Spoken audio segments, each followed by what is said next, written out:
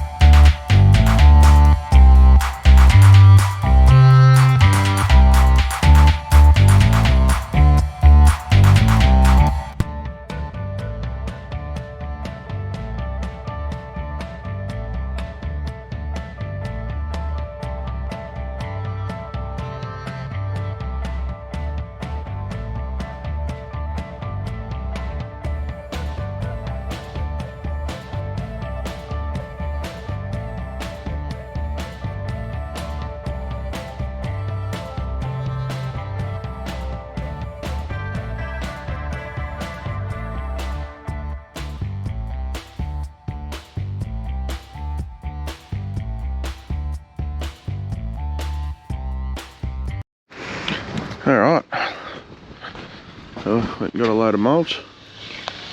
Rocks are pretty much in. I'm going to put these couple along the edge. But this is the idea, we've got our plants up here. And we're just going to get some more dirt in up around these rocks. 30 or so plants to put in. And we're done. And we'll get stuck into it. Bit more dirt and we can get the mulch in.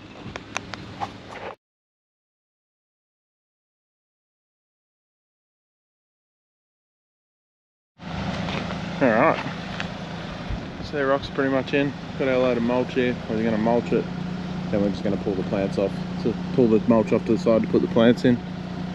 Yeah, had a couple of leftovers, we just chucked them over on that side, clean that up. I should put the bucket on and we'll start mulching.